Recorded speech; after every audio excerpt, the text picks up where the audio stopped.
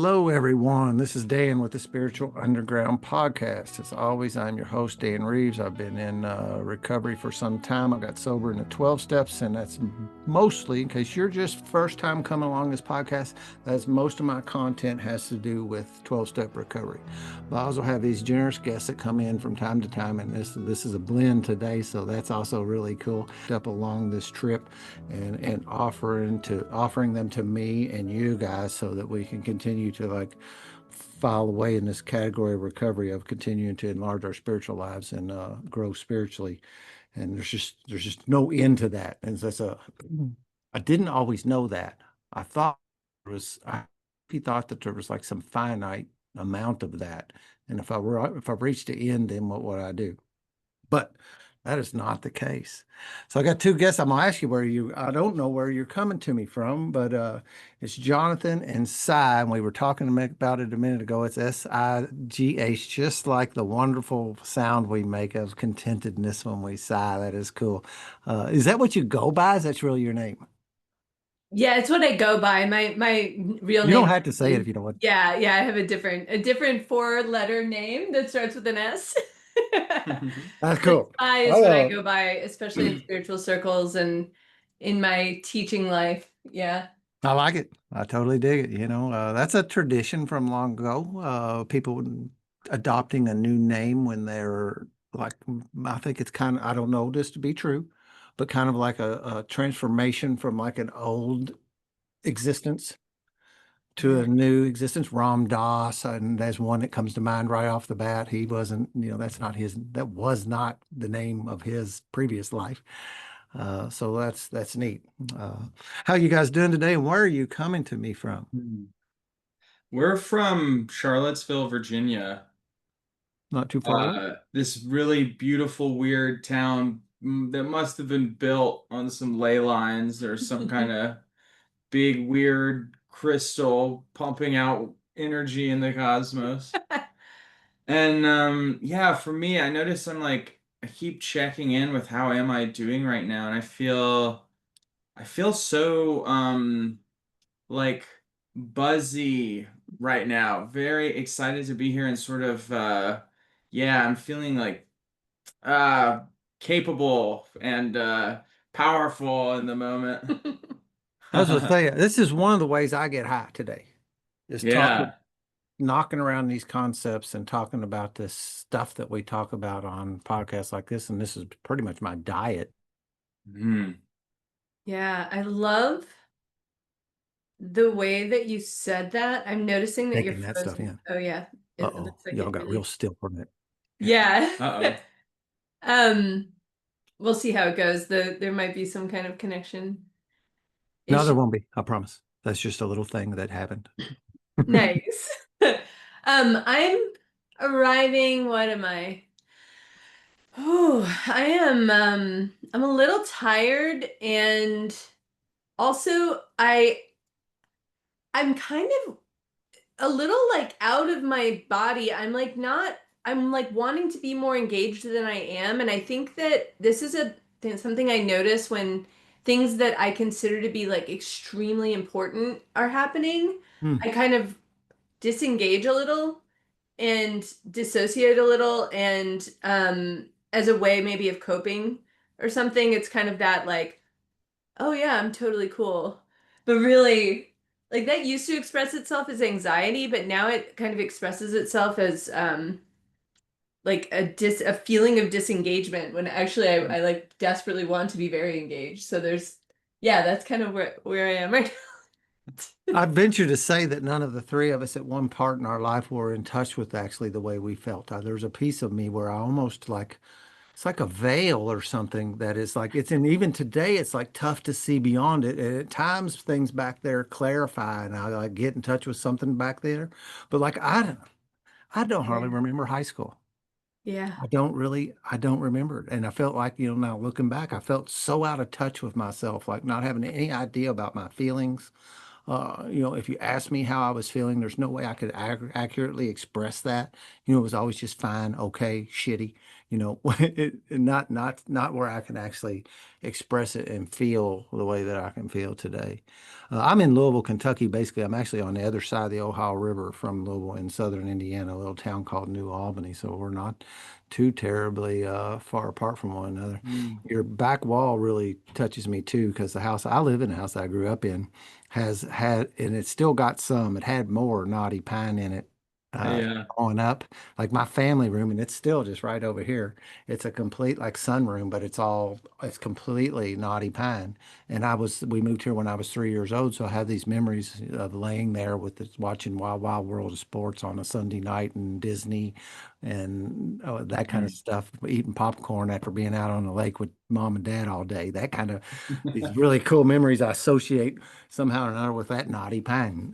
Yeah. Love that. Yeah, we call this room the cabin, even though it's fully attached to the house. It's like walking in. It's the only room that has walls like this, and so it's like walking into a different place. It's and I never knew this was Knotty Pine, so that's actually kind of cool. That's what it is. It's looks like it's a fairly old home. 'Cause 100 years. it, yeah, I was gonna say because that's deepened up. This house was built in the 50s, and it's not near that deep a color. I'm a woodworker too, and Mm. kind of that's one of the reasons why I get in touch with that a little bit. Is that wood ages, it deepens and deepens and deepens. A lot of kind of wood does, and I can tell there's a big difference. My kitchen was that way too, but at some point my mom didn't want it to be that color anymore, and my dad painted it all, Mm. and it still is. But the one knots are starting. You can't cover those things up very well. They start to bleed through.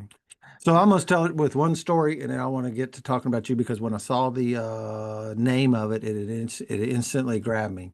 I had a friend, and I've been through this program called the Mankind Project. Mm. Hmm. Heard of that? Yeah, I used to go to Mankind Project meetings many, many years ago. Yeah, I was like, Yeah. I've heard of that, and yeah, you Yeah. told me about. Yeah, it was years ago for me too, but I picked up some tools there, some concepts, and one of the things I have this retreat down at my place. I have 54 acres out in the country with a log cabin my dad, my brother, and I built, and then like in the first weekend of June, I had, well, at the highest count, it was 29 men down there. And we have a weekend long retreat where we do recovery stuff and fellowship, and we eat over, we cook meat over a fire and swim and fish and just hang out. And it's a very secluded. The cell signals are not there, so you can really check out when you go there. And that between a friend of mine who actually yesterday was 3 years ago, he died on a motorcycle crash. A very dear friend of mine. Mm. Um, he's the one that introduced me to MKP, and they would talk about at the beginning to create this safe and tight container where everybody could feel safe to share in. And we would do ritual type of stuff to create that container. And I still use that at the concept when I have my retreats. I work and we do a thing where we build this safe and tight container so everybody feels safe. Everybody knows they're welcome here. Their darkness, their light, their everything, every part of them is welcome here. You don't have to come in here and hide anything. What's said here stays here. We're back in the woods. Nobody knows what we're doing. And I make them also make a pledge that they were going to keep everything that we do down here in confidentiality for the weekends, because it does allow men who don't normally, I'm in a unique circle where men will actually speak freely and cry and talk and do that kind of stuff. But that's not real normal, right? Uh, and men cry at around the campfire sharing about stuff, and people actually let down their guard, and it's such a beautiful thing to be a part of. But it's all because I really do. It's because of that container we build and we co-create together that makes it okay for guys to go there. So that's what your name Mm. pegged me right off the bat. And that sometimes I see people and I'm like, that's probably not my guest. Hmm. There's some people that just doesn't fit what I'm doing here. And I can kind of tell it by reading their bio. And it's no harm, no judgment or anything. It's just not what I'm trying to build here. And the container thing sold me right off the bat. And the fact that both of you people are got sober in the 12 steps just put the icing on top of the cake. Yes. So your turn. Tell me a little about you Yeah. guys and how you got to where you're sitting on the other side of a Zoom screen with me. Yeah. Going back. I really want to like enter or open that door through the container. Like the name feels like a really interesting door to answer that. Um, yeah, the container is a podcast we started because us and another collaborator were like doing these weird relational practices, these meditative practices where you are really authentically relating to other people and you're really diving into the present moment. Um, Practices like circling, which we can talk into detail about later, but just know, they're really they can get really intense, and they ask us to let go of our stories and our history and let all that go and instead talk about like what's right here, what's actually coming up for me. Um, much like you were talking about earlier, having these like in high school, not being able to even know what was going on. I was experiencing that in my 20s and my early 30s. Like I just didn't have access, and these practices helped me like learn what is actually going on in me, how am I relating to that, and like what am I actually creating with these other people and our relationships and our conversations and how we're showing up, right? Mm-hmm. And um yeah, and the art of building that, we would talk about the container, just like you're saying, like the container is this, it's the timer, it's the agreements we make, it's the setting, it's the way that the facilitators are showing up and leading through their own authenticity rather than through like, I'm the leader. It's more like, look at me, I'm going to be the most vulnerable I can, and that's how I, lead. So that all builds this container. And we were like, yeah, there's something about that that just felt like the right name because the podcast itself is like we create a container to create episodes inside of it. And then this funny thing happened where like as we have gone deeper and deeper in this journey, like that those practices of connecting led to such powerful mystical experiences of not just connecting, like connecting to you, Dan, and connecting to Sai, and like if we were in a container and circling, like we might have these like, I'm connecting to you, but then all of a sudden it's like I can feel that there is, there's like a soft distinction between me and you. And actually, in some ways, we're the same. And actually, like, I'm one with the universe. And it just gets so big, and we were having these like mind-blowing experiences. And then the podcast, we were talking to all of these spiritual masters who have used these practices as their way into, to climb the mountain. And we've really leaned into recently about like the containers we build aren't just, at a men's retreat, but also like the religions we create, the nations that we create, the societies, the cultures, the civilizations, like the concept of being human is a container for this experience where, oh, now I'm playing the game where I'm a human, and yeah, and so like the container started to take on like it's followed us so beautifully and held us as every good container does, it's held us and taken us on this journey where now we're a podcast that's very informed by those social meditations, but it's really opened up into like um into how we not only relate to each other but relate to being, and that whole thing about being alive, that crazy thing that we're doing apparently. Yeah, because it is crazy to be It's what we are. This organism is a trip. If you can get in a rabbit hole pretty good.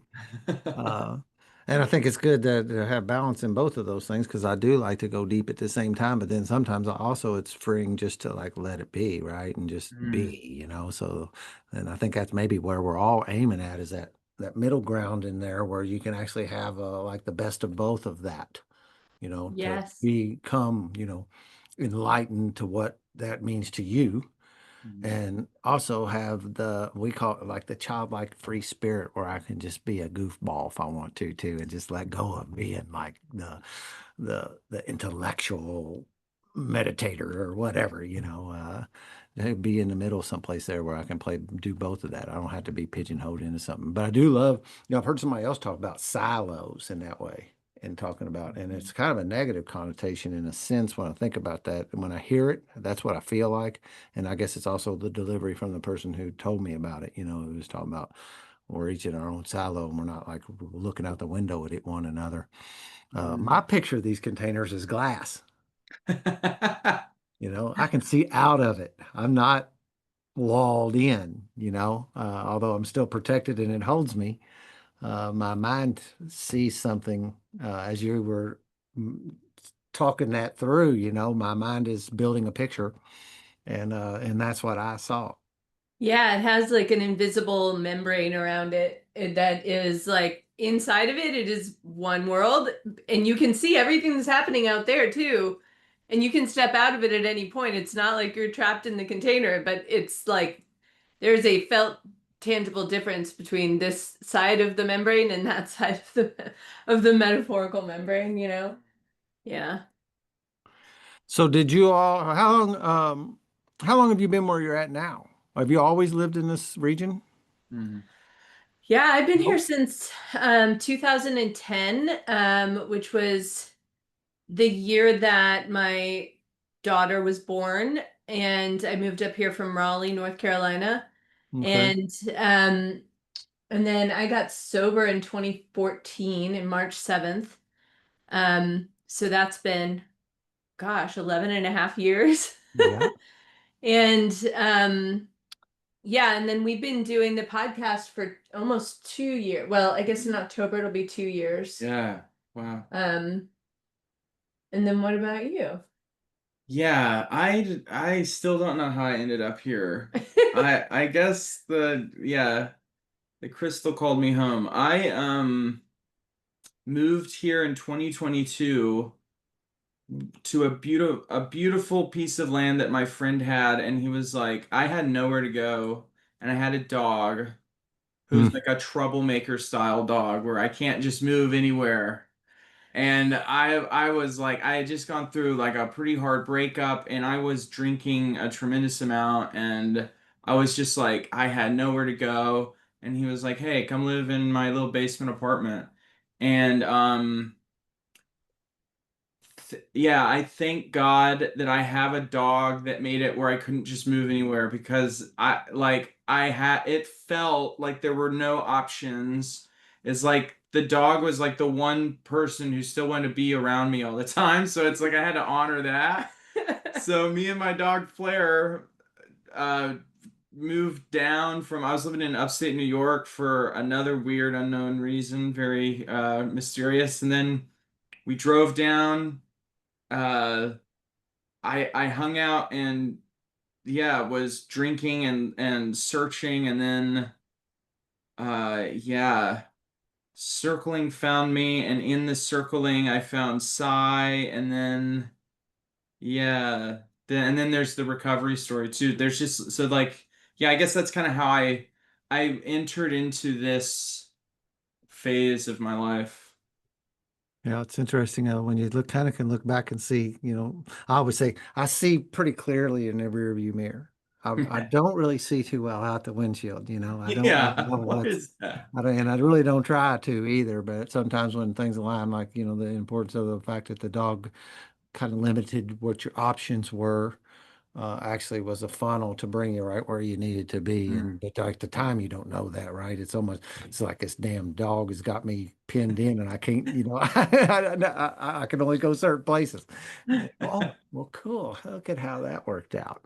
Yeah. So yeah, because that's pretty much the way addiction and alcoholism and all these things kind of do. They pin you in, and they start limiting your options, and it feels like the universe is kind of doing that. It just keeps on taking things away from you until Mm. and you get to kind of choose in a sense of when you're ready to stop digging and stop losing things, But if you're like me, and I really didn't lose that much, to be honest.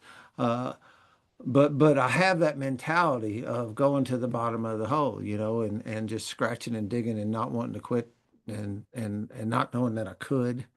And Mhm. finally getting hemmed in by, well, my thing was the law, the law will do that to you. Uh, I Yeah. was I was standing in front of a judge down here in 2014 after having got caught breaking in houses stealing pain pills, and the judge down there told me I was going to go to I can almost say it exactly. The sentencing guidelines for the crimes you have committed is 6 to 20 years in the Indiana Department of Corrections, and that scared me. Mm. It scared me enough to do something about it, and I certainly didn't think that getting sober would keep me out of jail or keep me out of prison. I didn't think any of it would work. But like that group was the only people offering me anything that sounded hopeful. There was groups saying, "Oh, don't worry about it. If they sent you to 3, you're only going to serve a year and a half." And this kind of stuff. It's like that just still doesn't sound good. But there was these people in the 12-step recovery were saying weird stuff like, you know, I personally, I've never seen anybody work these steps and practice these principles in their daily lives go to prison, Dan. I'm like, that seems a little bit, but you know, and it was not just one guy, but people were saying that kind of thing to me, and they gave me enough hope to try. And a teacher, when the student's ready, a teacher appears, kind of thing, and Mm. I got this sponsor that had all that same kind of thinking, and just kept on saying, just do the work, Dan. Just do the work. But you don't understand you hear what they're telling me over here? Just keep on focusing here. He just kept on drawing me back, kind of like meditation in a sense, where you keep on drawing yourself back to the point, Yes. you go, Like, woo, all right, I'll come back. That's what I was doing. And he was pulling me back in, and I never spent a day in prison. I did. I, Mm. oh, I love the way that you just brought that up as like a meditation because that, you know, people may not know what the practice of circling is, which is kind of what originally our whole podcast started to be about because we wanted to learn more about what the practice of circling is. And hearing you say that about the meditation of like, okay, just stay right here. Be like recovery is where we're staying. We're staying in this channel called recovery. Like, let's just do this. That's what circling is in a way. The meditation is the relational space. Like the way that you would focus on your breathing in meditation, like coming back to the breath. Oh, my mind's going off.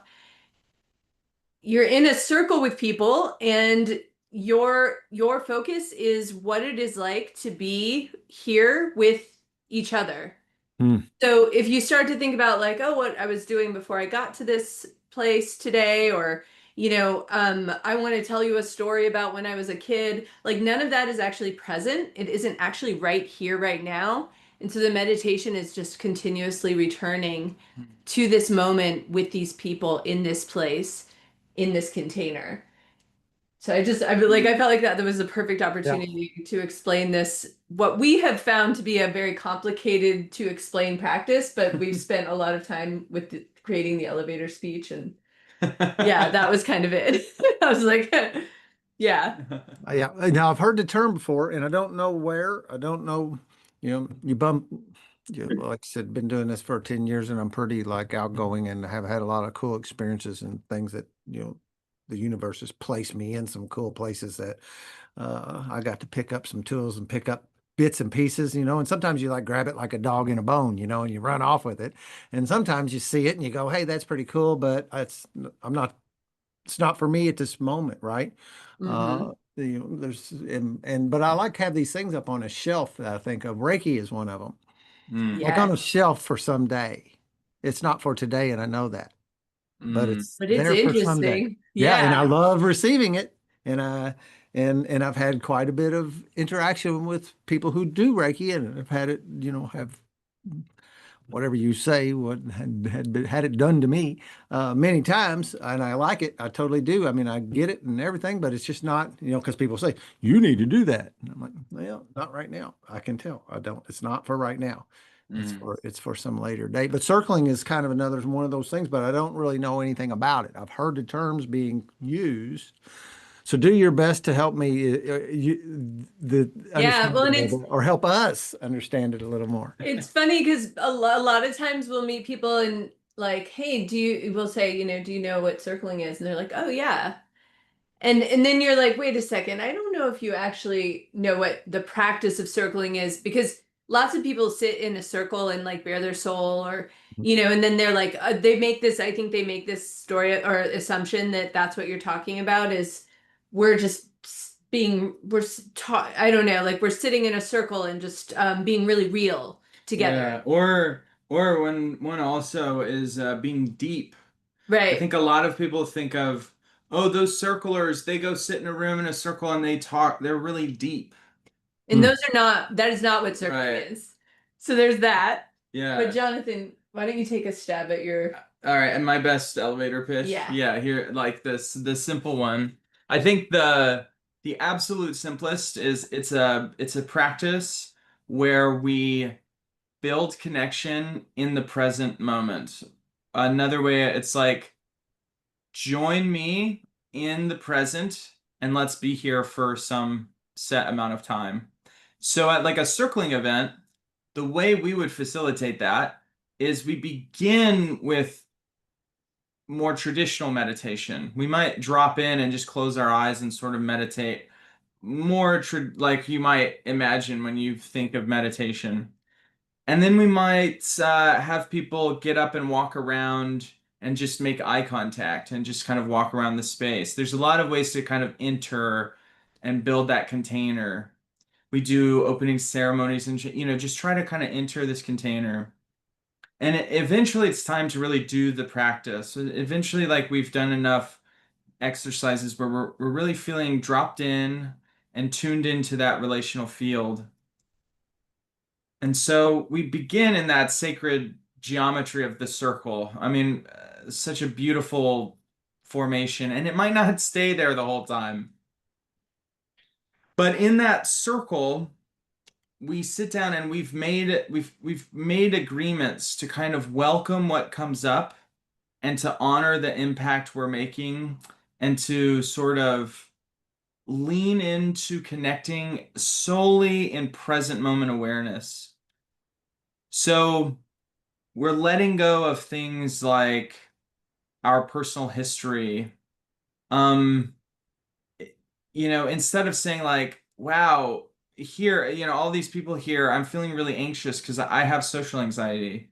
It's like, yeah, those are all interpretations or like ideas, but like, what are you actually feeling in all of that? Like, is your tummy feeling butterflies? What is social anxiety to you? Right. Right? Like what is it now? Right. Like social anxiety is some interpretation. It's not the present moment, yeah, coming up. And so if we do that enough, then this is where we move into the spooky, beautiful part of circling, where if we do that enough, it's like the whole group moves into this new wavelength.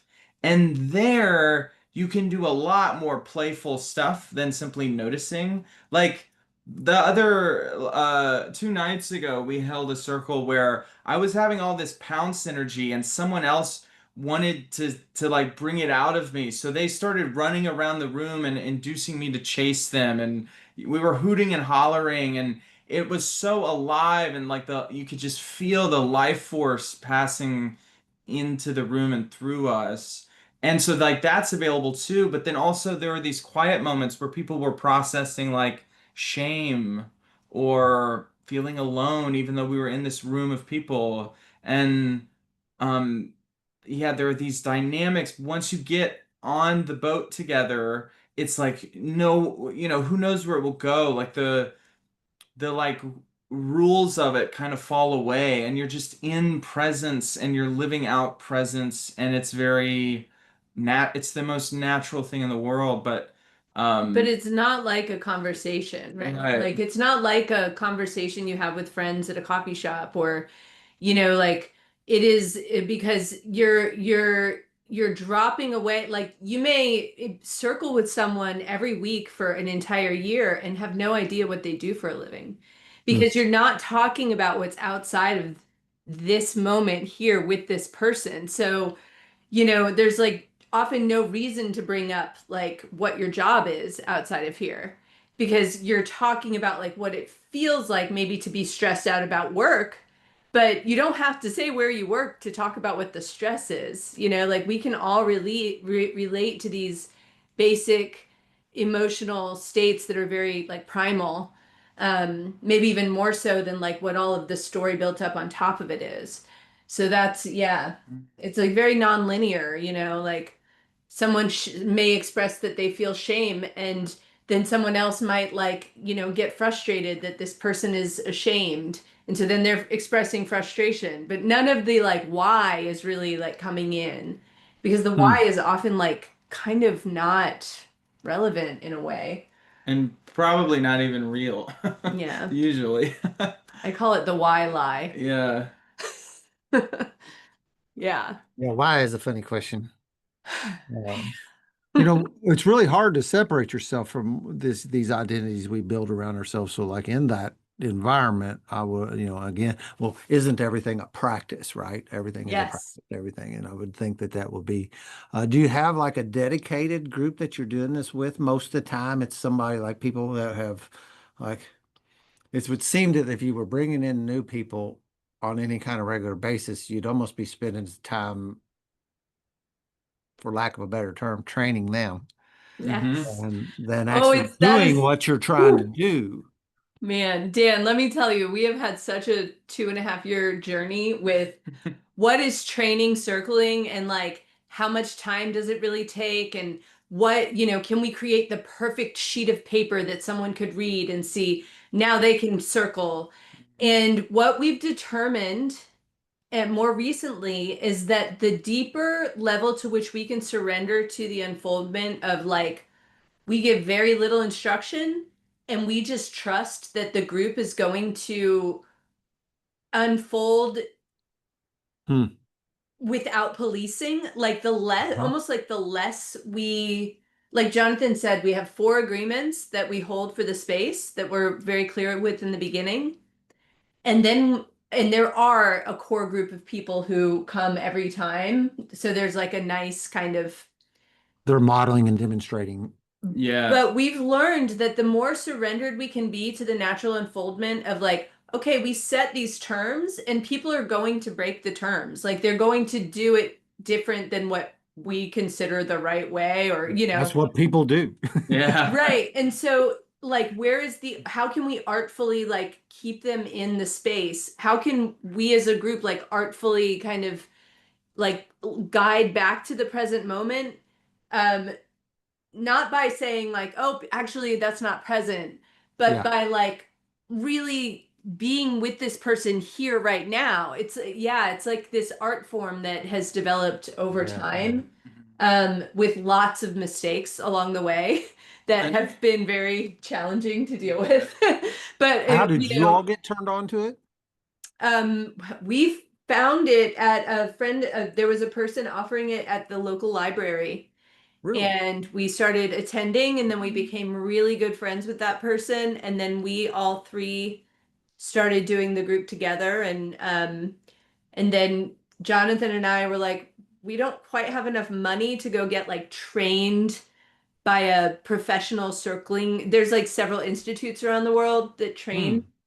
and we didn't really have like the funds for that, so we were like what's another way we can find out from like the people who know the most about this practice? Oh, we could start a for a podcast.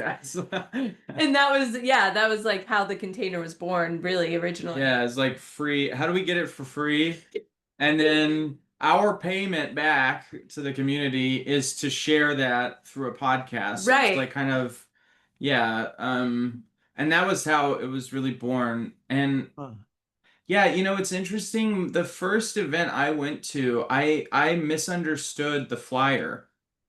And it haunts me often that like if I hadn't better understood what the event was going to be, I might not have gone. Yeah. And it's like how, like, the amount to which I have profited from what at the time appeared to be a mistake or, bad luck or something. It's incredible.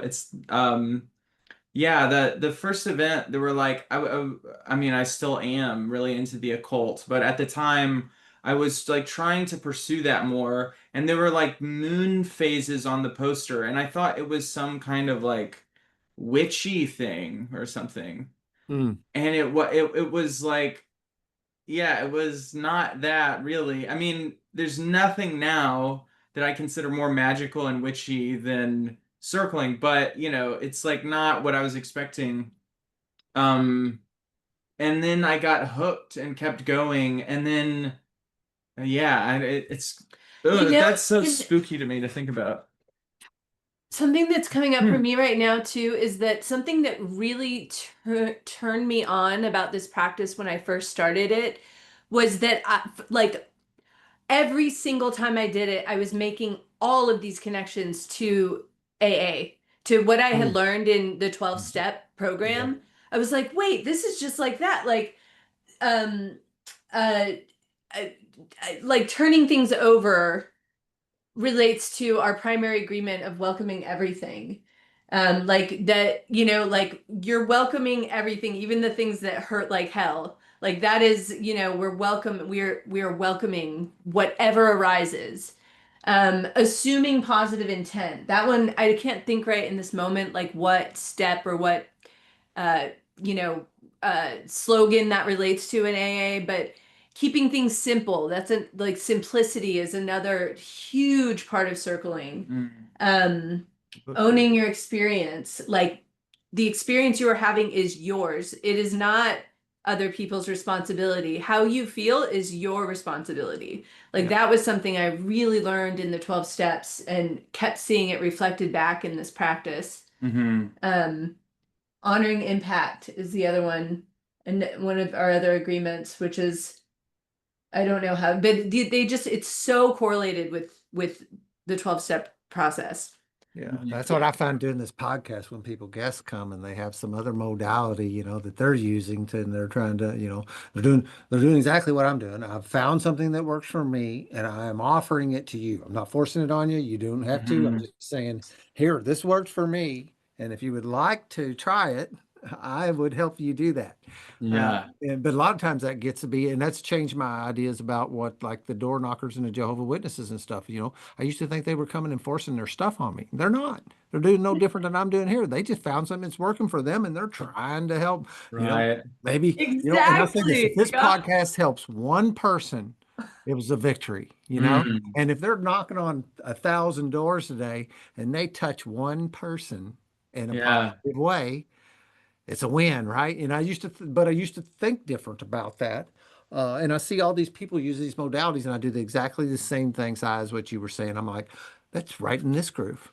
That's right here with this groove. That's right Hmm. here. And I really like what you were saying because that's something else that you pinged me on that. Assume the positive. So did you say assume that Assume positive intent. you assume positive intent? Yeah. Because isn't it so easy to do just the opposite? And that's what like almost a human default is to assume that you're attacking me or you're undermining me or you're, when you hear somebody else share, in a 12-step meeting, you hear people share and all the time people go, I know he's talking about me, you know? Yeah. Yeah. Yeah. I'm not talking about you. I'm just talking. I don't know what Yeah. I'm saying up here. I never planned to say anything. And my people will say that. I catch it like, was you talking about me? No, man. Let's not. But isn't it kind of cool that you thought I was? Yeah. Like, Yep. isn't it Does it kind of fit? cool Does the that shoe fit? Right. there's so much similarity in the plight that we are all experiencing as humans that you thought I was actually specifically talking. I used to, There's yeah. 60 people in here tonight, and you thought Right. it was Yeah. you. Right, the it's all about me, like that alcoholic thinking of like everything is about me Mhm. actually. Like Yeah. and that's Yeah. I mean that is actually yeah, not just an alcoholic thing. It's not, yeah, more and more I As see it this. turns out. Yeah. My sponsor has been sober 41 years and he's been working half of that time in the field of substance use disorder, I think is the proper term today. Most Mhm. people, the typical thing is like about 5 years of a career doing that because it is so heavy dealing with all this dark energy every day. Mm. That just, I don't know. Do you work with newcomers at all? Not, I mean, occasionally people will come, Occasionally. Well, I do yeah, a lot, but not in and our their program, energy no. is tough to handle. You really have to have some spiritual walls up so that you don't allow that to like invade you, because Yes. their energy can come in and slime you, is what we kind of like the Ghostbusters movie. Yeah. You It can kind of slime you, so you have to bear up against that at some level if you want to be, if you want to fight in that arena, so to speak. Mm. And he does that, and he brings a lot of different things. And I was trying to think of where I was going with this, but he's really cultivated a whole lot of stuff. We do a podcast where we're offering the 12 steps. This and over here, this I am one too, is I am one also. Mm. I'm part of the team. I'm in the circle. It's being, I always tell a little analogy of like, I'll ask a guy if he's a baseball fan, and let's say he says yes, and I'll ask him what his favorite team is, and maybe he'll say the Cincinnati Reds.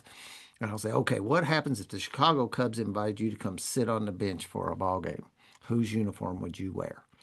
And you'd wear a Cubs uniform if you're sitting on the Cubs bench. So that's kind of the thing behind this, to not have the identities and and I think that's important at some level. And I understand the importance of saying I'm an alcoholic, I'm a gambler, I'm a drug addict, that kind of stuff. But some people don't really identify into a corner that deeply. Like I'm an alcoholic and they're just, and a drug addict. That's just me, man. That is what got me. I'm recovered and recovering, but some people are just not real happy. You know, Right. they're just not finding any juice in life. Everything seems to be an uphill battle. And we're offering the 12 steps to those people or people who maybe have a little of this and a little of that, but they don't fit into a particular 12-step program. Uh, Oh, I love Single that. one, I didn't know you could do that. I guess of course you can my, offer here's people a, to do yeah. that. I was talking to my sponsor today about like taking credit for things that I've heard, and I wondered how did I make that mine or by hearing it, or did I really come up with that? Yeah. And and I did come up with the I am one too. And now I see where I got it. At the end of There is a Solution, chapter 2 in the big book. At the Mm. end of it, it says that we hope that people will read this book and they will say, "Yes, I am one too."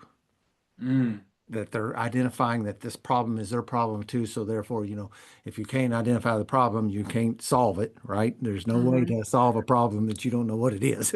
You're just guessing from there. So same kind of thing. And it come into me, the I am one too. And I just said it because we're in this meeting trying to identify and stay generic at the same time. We're breaking Right, new ground. We're not, like you said, we don't know that we can do this either.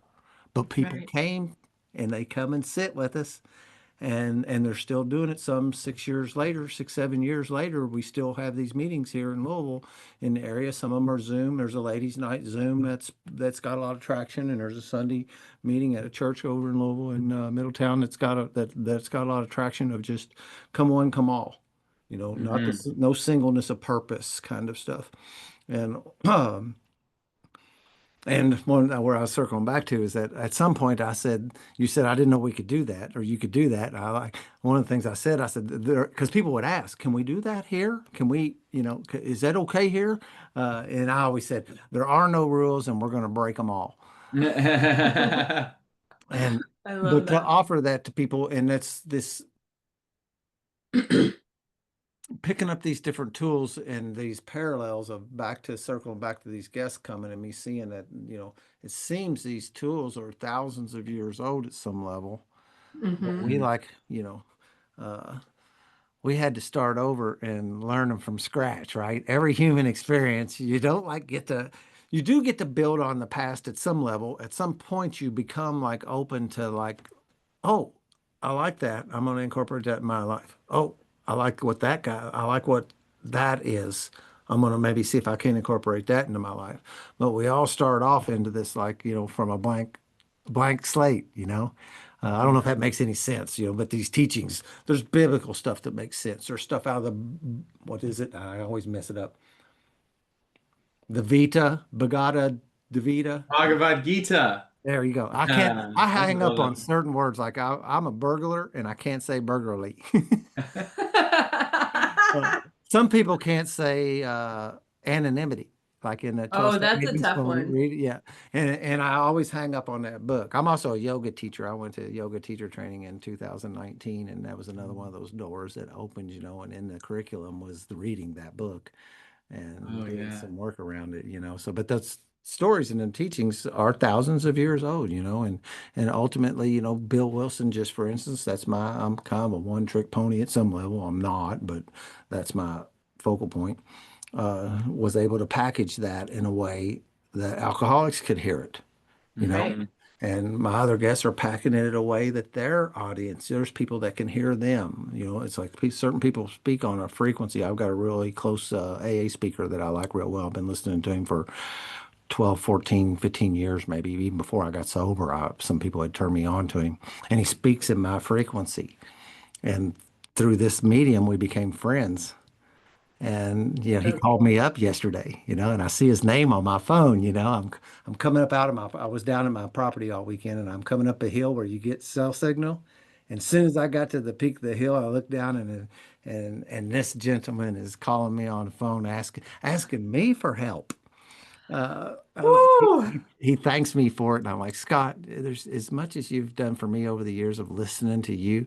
There's absolutely no way I can pay you back. I helped him set up his YouTube channel. I got to go visit him a while back. He's going to come up here. I'm going to take him fishing in a couple weeks, and just another one of these things. It's cool stuff that I get to have a part of is of playing in this circle, in this Right. realm. I don't think of any way that I know if I'd have stayed in that old realm, I wouldn't be getting to do this cool stuff like meeting you all, meeting Scott, meeting all these people, doing all this neat stuff and getting these new modalities introduced to me that I get to build on. I always say my toolbox can't be full enough, right? I can't have enough tools. And I'm a tool Mhm. guy too. I'm a little bit of a handyman type of woodworker type of dude, so I do like tools. You said something, and I don't want to, but in that container thing that I do, I make these guys do eye gazing, and I pair them. Yeah. And man, Mhm. you want to That's talk about something that'll set some dudes uncomfortable. Oh Yeah, yeah, dude. I sometimes we do the same thing. Like our after we do our opening ceremony and little entryway meditation, we often have them do this activity called handshake game, where they're kind of walking around the space, and then at some point you find a partner, and for a few minutes just make extended eye contact. yeah. And I know for me, when I first started coming, that was the activity. Like I told you, like the first night I went to an event, I wasn't prepared. I didn't know what I thought. I was misunderstood why I was there, and I didn't even really like a lot of the activities. But that was the activity where I was like, "This is hard," and I don't, I refuse that. That's a limit of mine. Ah, I just refused the limit. So I was like, I have to come back and like keep entering this. And that was really a huge doorway for me. And now, like when we facilitate eye gazing, it's like even people who have been coming for a long time will get popped all over again sometimes. Just the amount of emotion that can come up and the beauty that opens up and the intimacy that's immediately available without words. It's like sometimes I wonder like we need to just have a day of just looking at each other in the eyes. Like well, that is like there's so much here. And then later we go into circling and there's words and there's movement and there's all this and it almost seems like too much. Like who even needs that? Like I can see the whole like if Sai and I just like make eye contact, it's like what is not right here for me?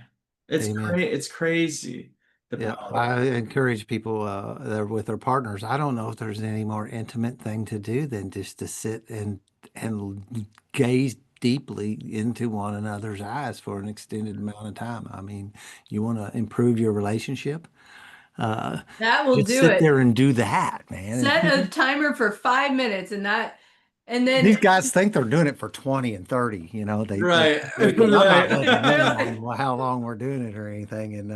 oh, that's awesome. And I sometimes I pair them up and sometimes I just let them pair up. Uh, Hmm.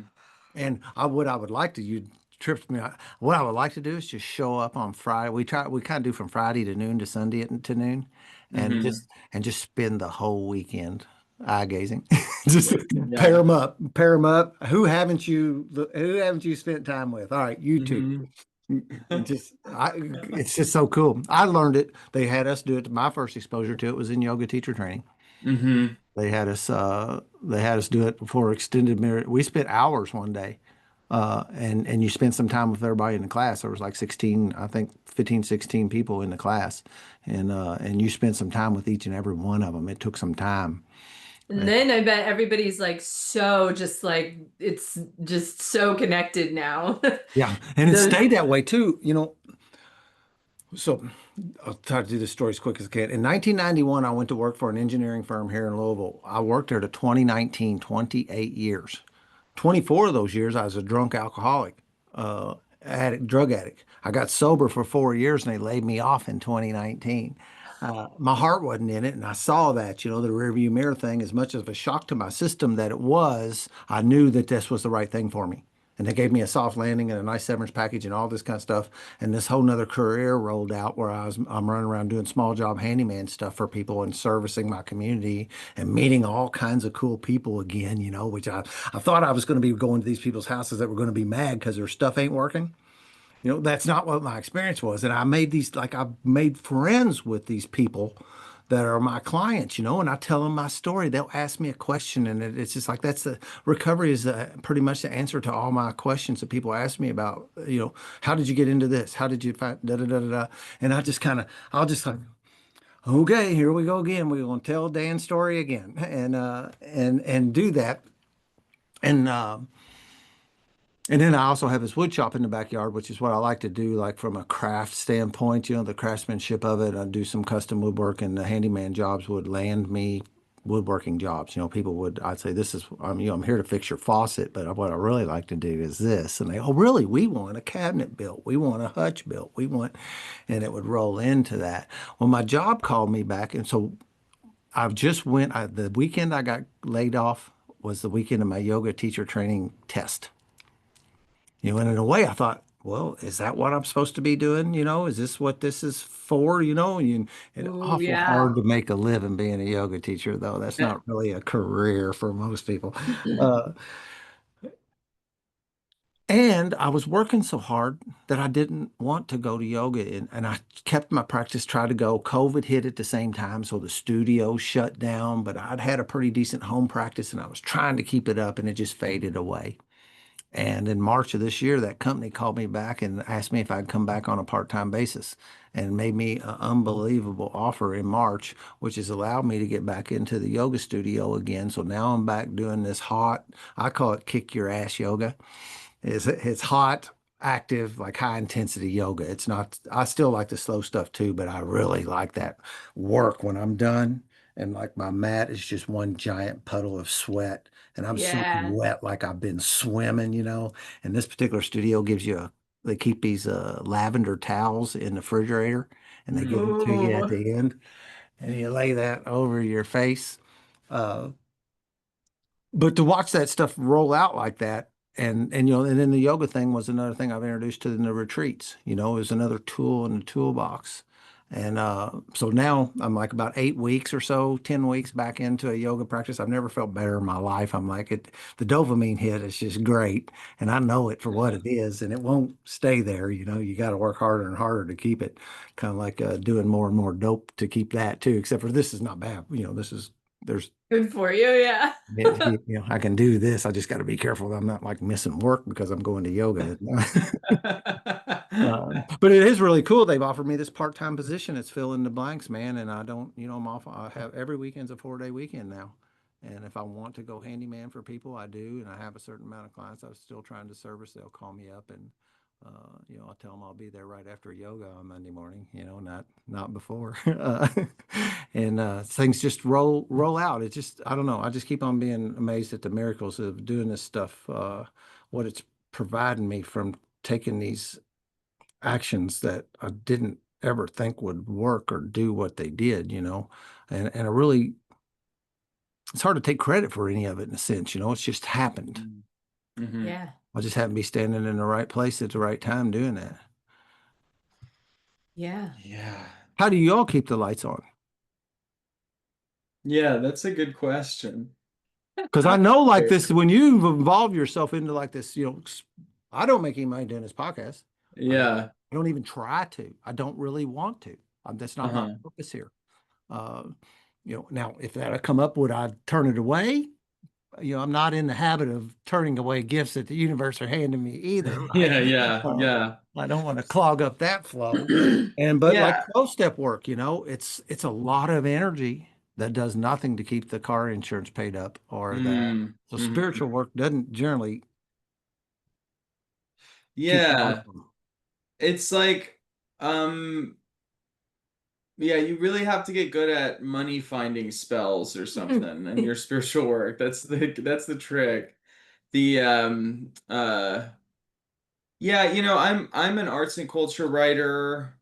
And we facilitate, the podcast doesn't make a huge amount of money, but it helps to pay for itself. And Cool.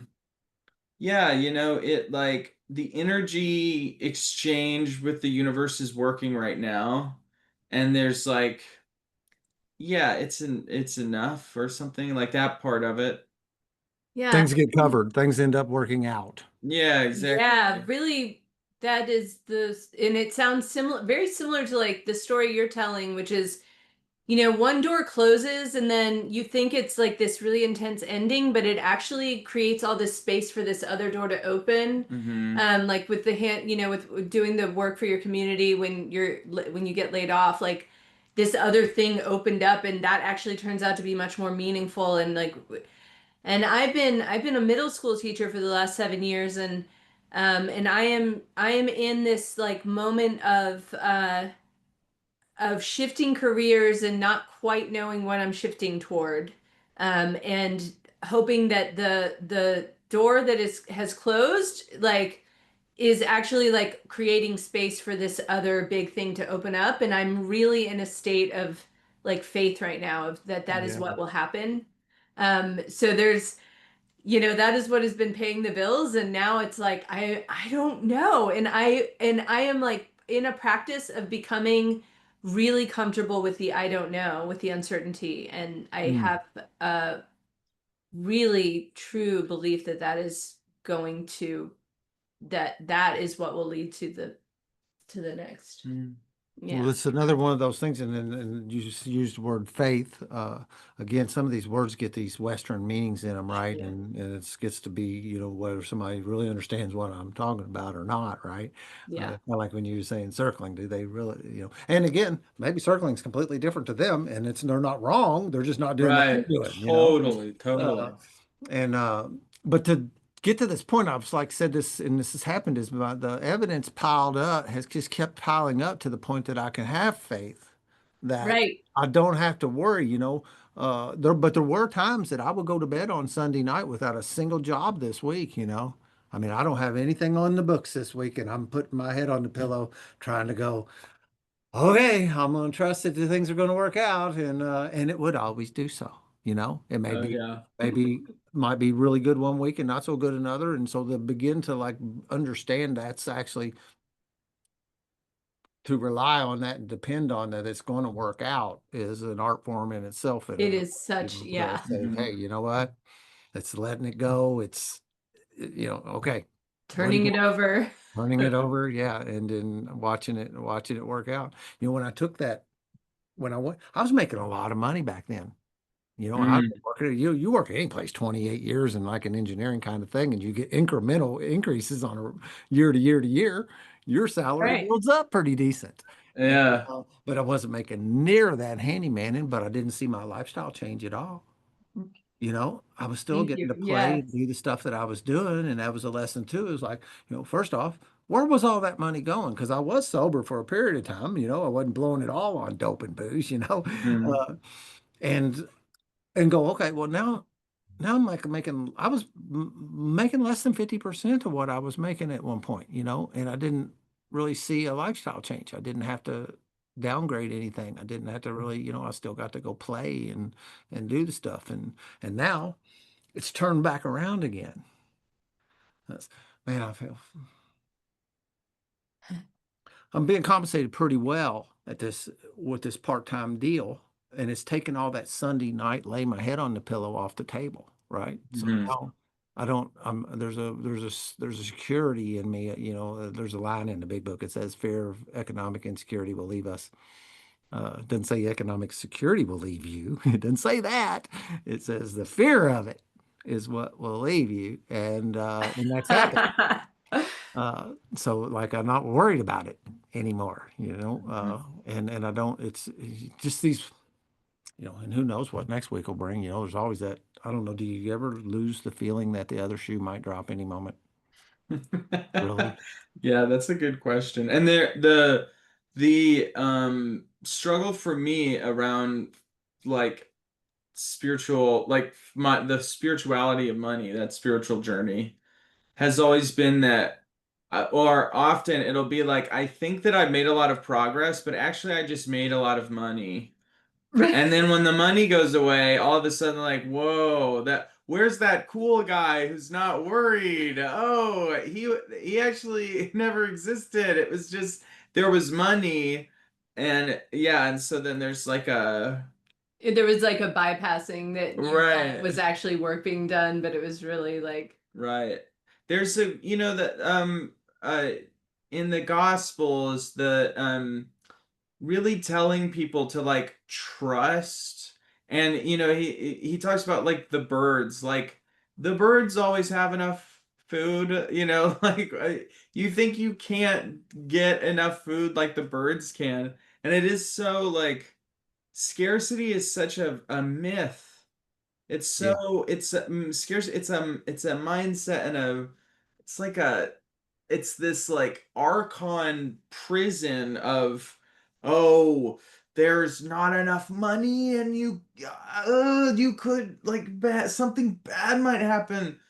And yeah, that doesn't really answer your question if it ever goes away, but I'll let you know Yeah, when no, there's no I answers necessarily to this stuff. yeah. But I love what you were saying. And the bird thing, I smiled so big because my opening ceremony thing, my opening speech kind of deal, my opening meditation for my retreat this year, that was like the overriding theme of it. And it was, I pulled it right out of that, out of the Yeah. Gospels, and quoted that particular thing and talked about how the birds don't worry about finding their next meal, and they don't, and it asks you, and I even said it. I said, this weekend while we're out here, watch for some birds, and it's funny how many Mm. people we're seeing, oh man, and owls were hooting and various kinds of that kind of stuff was going on. So it's interesting when you get that. And that scarcity thing is the kind of thing too, like with that what we started this I want to thing, because that's a misery point, that can bring this misery into your life if that's all you're living under is this thing Yeah. when it's gonna never gonna be enough, and it won't.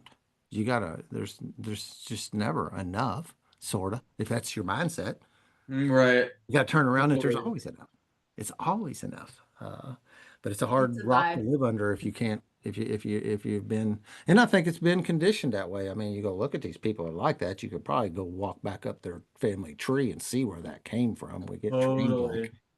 Oh yeah. puppies. We like to think we're a little higher level than Pavlov's dogs, but at some level, we're really not. I mean, a whole lot of 12 steps was unshaking a bunch of train that wasn't Hmm. serving me, Buddhist type stuff, let go at, which is not serving me. Uh, I'm just not what's another one of them cliche things. I think 12 step recovery has more of those little one liners and stuff, but recovery They was really. more of not finding out who I am. It was getting rid of who I am not. Mm-hmm. I had a bunch of who I am not on top of me. I'm still there. I was always there. It was just covered up with stuff that I wasn't. Had to get all that off of me. We That kind of is find ourselves. so funny. I'm just Yeah. there's these like rapid fire synchronicities happening in our conversation right now that has me really excited because Jonathan literally was just saying that on Saturday, I think. Mm. Or yeah, it was like within 2 or 3 days of removing the what I'm not to reveal what is actually, below, which is what I actually am. Hmm. That you were saying those exact words. Yeah, around my new career, I decided my new career is to be a wizard. And I don't really know what that is yet. I'm a huge Lord of the Rings believer. I'm not just a fan. I believe it's like it was channeled. It's such a A map of the direct universe. map of the universe. Yeah. And I just when I reread Lord of the Rings, it's like Gandalf. It's like that. Like I'm a Gandalf. I don't know. That's the crystal that was put in my skull when I like signed my soul contract. They put the Gandalf crystal in me. And it's a process of I got sold a bill of goods about I'm not Gandalf, or like if the world works a certain way. Like there's not enough. Like there's scarcity, and we have to be realistic, and we have to be, realistic, and we have to like do this and do that. And yeah, removing it. So yeah, there is like this amazing thing that you're talking about that it's like, wow, that's so alive in our path right now. You Mhm. seen the Finding Joe thing? It's on YouTube. Finding Joe. Huh? It's a Joseph Campbell thing. It's like kind of Um, puts off like a Finding Nemo kind of vibe, but it's Finding Joe. oh, Have you ever okay. seen it? Uh-uh. Google it on YouTube sometime and or pull it up and look at it. It's like an Iron a little bit movie, but it's got a really cool. I make it mandatory watching for the people I sponsor and stuff. Oh, Uh, Oh, cool. and one nice. piece of it is the story of the Golden Buddha, where they covered it up with mud and concrete so that the invading army wouldn't steal the Golden Buddha. Mm, And the little kid comes and he's just kicking around on it and he chips off a piece of the concrete, and he sees that it's gold underneath. And Whoa. the story is that, once we chip that little piece of concrete off of us and we see that gold in us, we will spend the rest of our lives trying to get the rest of that concrete off of us so that mm, we can be what we really are inside there. And I love that story. And got, it's all kid friendly too. So it's really yeah. cool for that recipe, because it's kind of tough to get these concepts and stuff. I think that's like the golden key. And as I was saying about having to start over with this and having to learn, I got sober at 45 years old and I felt like I jumped from 12 to adulthood. Mm, Like I felt like I was still wrapped up in a little kid's body, man. When people looked at me, I'd have a suit on and the sleeves would be too long and the tie would be hanging down to my knees, yeah. and I was running around in adult clothes trying to look like an adult, but inside I did not feel like one. I still felt like a little kid that just never did progress to adulthood. And Mm, when I got sober, all of a sudden, and I worked these steps, it was less about getting sober today. I see that was like had to happen, but like today, 12-step recovery is not being sober. It's learning to live. It's actually, doing more than just existing. I want to live. I want to play. I want to contribute. I want to be a part of out here and have a successful life and don't put the first word with a dollar sign on it. That's not what I'm saying when I say successful, a fruitful. But where I was going with that key is how you get this into a kid, you know? right. Because I like one of my favorite things too is it was really nice that this group come and saved this 45-year-old dude and like brought him back to life and was able to cultivate this uh, whatever's going on today because of that. But like how we quit breaking little kids to where Right. at at 13 I needed to get drunk. Right. I needed to. And when I did, it was, you've probably heard this too, alcohol was not my problem. It was my solution. Mm-hmm. It worked for me for a long, long time uh, until it didn't anymore, right? Yeah. And and I know through 12-step recovery, some of what broke me. I know some of what happened to me that made that drink and the dope so easy for me to grab a hold of when it was presented to me. And it's like, who lives a life that it isn't presented to you? And, Right. and at some point, and that's what I've told my kids since they were little, at some point, and some people kind of got on me about like that. Maybe that's too much for a kid. Like someday you're going to get an opportunity to have some alcohol or to have some drugs. That's going to happen. And let me tell you about me, and this thing does have some genetic stuff in it. And you're going to be rolling the dice and figuring out whether if you, I want you armed with the facts. You're going to make your decision then. But I don't want it later on saying that I didn't tell you. I didn't warn you. You know, nobody Right. warned me. I got alcoholism in my family. It was all hidden under shame and stuff. Nobody would talk about it. So I Yeah. didn't know. You know, I stumbled into it without knowing that the trap that was laying there for me. Would it have ever mattered? Who knows, right? We all have our journeys, and would it would have made any difference? I don't know. But Sure. my daughter fell in the trap. My son won't touch it. Mm. And my daughter got strung up on that 18. She wasn't even 18 yet, and she was on them fentanyl fake pain pills and stuff, and it was Yeah. killing her. She's okay today. She's like 600 days off of them. Someplace she's keeping them in hundreds of days stuff instead of years or any of that. So I don't care how she's doing it, as long as she's staying off of it. Yeah. Uh, because that's the magic bullet, right? The silver, that's the thing that makes dads go in and check to see if their daughters are breathing 4 or 5 times a night and Yeah. watch them take that breath, and then I can go back to bed for a little bit, and then you get back up and you look to see if she's, you know, if this is the end or not. And that was wickedly awful. But it's Mhm. another thing, and if I hadn't been sober and I hadn't had recovery, I hadn't had this group of men that surrounded me. They basically act like a big safety net, and I leaned on them throughout that, and my sponsor and all that helped me, move through it, and also helped her get through it. So, do you invite guests to come circle? Do you ever invite Invite guests to come guests to circle? come circle. Yeah. All the time. Oh yeah.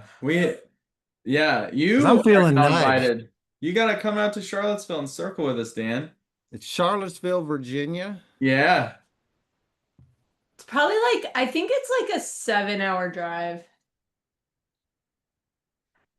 The we're always, it's like proselytizing, spreading the good word. The airport's 7.5 hours away from here. I guessed that. That was Nice. very good. Very I've good driven, guess. well, I've driven to St. Louis, and I always remember Cutting a through there. bunch, and I know that it's the halfway point. Could the Louisville is like, all right, we're halfway. Is yeah. That would Oh, be cool. That guy that, that's some of this stuff has happened. I've been able to do it. I've been working with a shaman that's down in Miami, and I'm hoping to someday be able to meet with her. She's been doing some meditations, and we're swapping energy across the internet, outside of the podcast world. And we've become Yeah. friends and soulmate kind of things where uh, I'm offering her, well, my tools, and she's offering me her tools, and we're doing it through this so far. But I would love to meet her. I want that. There's as cool as this is, and I'm glad that we have it because it's done a lot of things. Like for a few years, all the AA meetings were shut down, right? And if it wasn't for Zoom, that was my first exposure to it. I was in a panic. What was I going to do without hooking up with my buddies and doing the stuff that we've been doing? It's been working for me for so long. And Zoom got presented, so I immediately secured a license and started learning to use it. And it's cool, but there's still a wall, right? We do good, but it's still not looking into your eyes, right. Yeah. be in the presence of you and feel your energy field at that level. So I would really like to do that sometime. I don't I was a little hesitant to invite myself. Scott, my AA dude, invited me. One day he talked to me. He said, "Hey, I would like you to come down visit me in Nashville. I'd like to take you through a couple one-on-one workshops on some stuff I'm working on." And I was Oh, cool. Yes. And I That did that. Wow. And then, when I got down there and I'm talking to him about fishing up here, and he says, "Will you take me?" We're sitting there, I'm telling him about this beautiful river. I love a canoe all the time and stuff. And he said, "Will you take me fishing?" And I just kind of laughed. This dude's 81. He's just turned 82. Uh, mm, and I just kind of laughed. Like I said, "Sure, man." He goes, "No, I'm serious." And he got up and got his appointment book and laid it out and said, "When can we do it?" And I was like, Oh beautiful. my gosh, I love that. Oh, I love it so "Yeah." much. And so I kind of got the same kind of feeling with this because I really would like to. It intrigues me. Mm-hmm. Of It just is again, it's just intriguing. continuing to grow my spiritual, and cultivate it, nurture my spiritual side. Mm-hmm. Yeah, Because this body is just this vehicle, right? The real thing's in there somehow, Mm-hmm. and these practices is what allows you to get in touch with that and share it with other people, and that's even cooler when you can uh, do it with people. Mm-hmm. Yeah, there's something that is like it's like a fast forward button on development we found compared to, sitting on a cushion doing the meditation. This is like zoop. It's like that, but fast. It's like the fast track. I Um, remember, yeah, like early days of circling, something the thing that got me like to become like my life is dedicated to spreading this practice is that what I really noticed was that for many years I had been reading spiritual works, like the Bhagavad Gita, for instance, and it was so beautiful. And I would read it and I would be like, oh, yeah, that's true. The things it's saying are true. Or I'd read like the Upanishads and be like, yeah, the things it's saying are true. But it was always intellectual. It was always like, I know that that's true because, because I've read it. Or like the chakras, like, oh, okay, I can like understand that idea. But then, To integrate it. right. And in circling, it would be like, oh, I've directly experienced it. And now it's not like I know that that's true. It's like, embodied right. and integrated fully into your Yeah. body, where it's like Embodied. I like that. Yeah. you could read it and then I mean later on you could read it again and be like, I actually have like this experience I can point to that I had that like taught me that lesson. Right. I It's yeah. in that there's a TV show, The OA, which is like a perfect TV show where she says, On Netflix. yeah, she says, knowledge is a rumor until your body knows it. And I think like circling is kind of like, I think for a lot of people, especially in the West, I think that a big part of our spiritual journey is to come back out of being individuals and coming back into connection.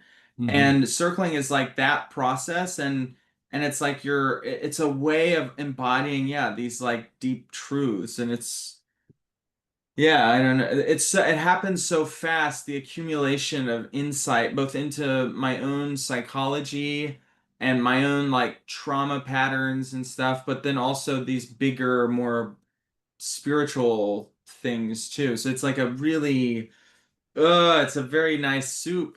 It's Yeah, yeah. delicious. And it's just almost impossible to explain. Another one of my sayings, and I don't know if I stole it or made it up, but it's like trying to describe to somebody what a strawberry tastes like.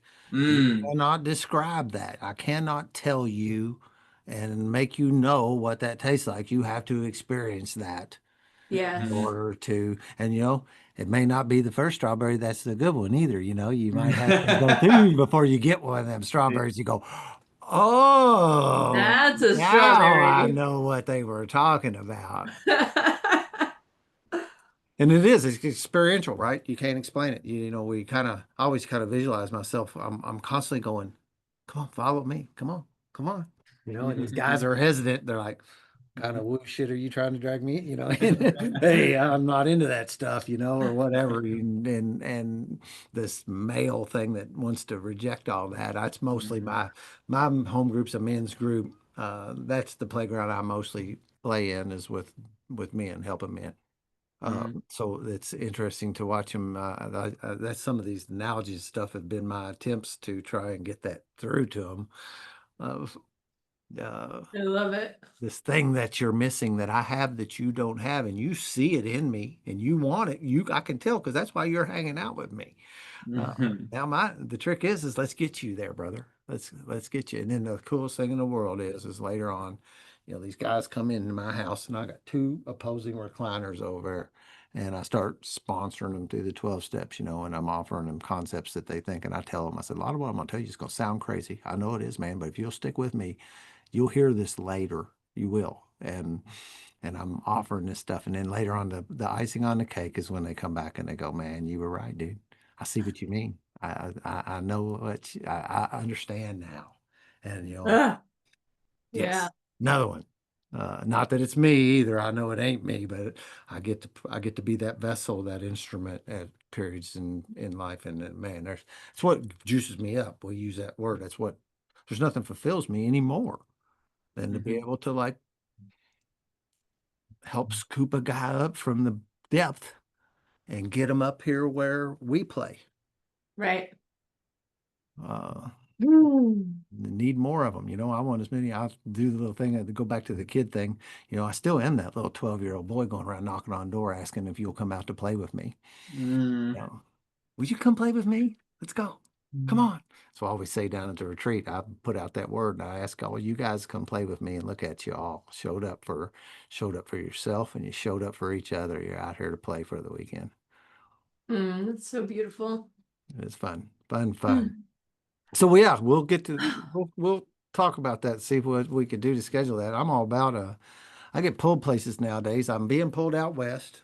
Last summer I was pulled to Gettysburg for some reason. I don't know, but I had a magical epic day in Gettysburg one day that was just like you can't again, I Wow. can't tell you. It's like trying to tell you what a strawberry tastes like. I can't tell you what happened that day. And I had to spend a few days to get that one, right? And then you want it again tomorrow, but you can't make it happen again tomorrow. Mm. You get, how many of them you get in a lifetime, right?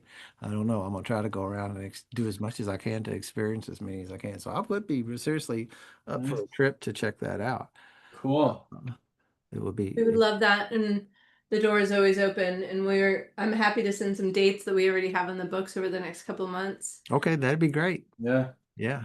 Yeah. This has been such an awesome conversation. I'm not sure when we had planned to close, but I do want to mention that we have to go pick up the kids. Yeah. We And have I kids. usually We have ask, a do you 5 have a and a hard stop? 14. Yeah, a 5-year-old and a 14-year-old that are both ready to get picked up. Yeah, I totally understand. I usually ask if they have a hard stop in the beginning, and because time flies when we do these things, and it just Oh, goes, I Yeah. know. if somebody's We not can keeping an eye keep on the going clock, for sure. man. This is so enjoyable. It's Yeah. such a great conversation. Yeah, I have fun doing this, and people are hesitant. I say, look, we're gonna have fun. I promise you. Uh, we're gonna smile and laugh. So talk about your podcast real quick. Is it called the Container Podcast? Yeah, The Container. You can find us on YouTube. The Container circling and authentic relating is all the keywords that will take you right there to the purple circle. You can also find us on thecontainerpod.com. That has all of our links. And then The Container, you can find us on like Apple, on Spotify, wherever you get your podcasts, we're on there. Yep. Um, and And YouTube as well. and Yeah. YouTube, yeah. And then also I want to encourage people if they're really turned on by the idea of circling, there's a lot of online circling isn't the whole pie. It's not, but it's a good place to start if you need to. And transformationalconnection.com is probably the best place to go for that. Those guys, they invented surrendered leadership, and they're just like incredible. We have a lot of interviews with them, that team. So if you're interested in learning, but yeah, check them out. But thecontainerpod.com gets you our podcast, and we have new episodes up every 2 weeks, and we're exploring right now religion and spirituality as a container. So yeah, it's kind of cool. I like it. It's Yeah, a no cool doubt. one. I purposely don't like, I want the freshness and newness when I meet you. Because if I go look at your stuff ahead of time, I'll start forming ideas about what I think, right? And then it makes it Totally. Yeah. tougher for me when I'm with you to like drop those, right? Because they will kind of anchor in. Yes. So now I'm gonna go check you out and see Nice. what I can, take a look at some of the stuff. I found that to be, I've experienced that in the past where I tried to like read up on people, and I see other podcasters have like a bio, and they'll tell you everything about yourself you didn't even know. Yeah. And I was like, no, that just is not me. But Yeah. I've enjoyed it. Great. I will obviously I can go out there and grab links and stuff, and I'll put stuff in the show notes and everything. I do this thing just in time pretty much. I do a podcast one week and I release it that week. So I release new content every Sunday morning. Wonderful. And, try to keep it timely. Nothing worse than going on a podcast and have them tell you they have no idea when it's going to come out. Next year sometime. I've been told that. I've been told some durations in the past that was like, Yeah. yeah, that's another lesson. I'm not doing that. Uh, I'm gonna keep them flowing. I'll even turn loose more to keep them fresh than to let stuff sit around. mm. It's been a pleasure to say the least. I knew I had a feeling that I would enjoy this just from that one word, that synchronicity thing. I was like, yeah, Yes. Yeah. that's going to be something. So I always close. I try to remember to close with things. I always do it when I do these interviews on one-on-one where people come in here and tell their 12-step story. right across the table from me here most of the time, people in my local community. But if you're not having a blast in your recovery, you're not doing something right. Yes. I just want, and I will redefine this a little bit too. Recovery, you can look up in dictionary, it is to reclaim that which was lost or stolen. And some of me was lost and some of me was stolen. And through this process of recovery, I've been able to reclaim what everybody looks at and says, yeah, that's Dan.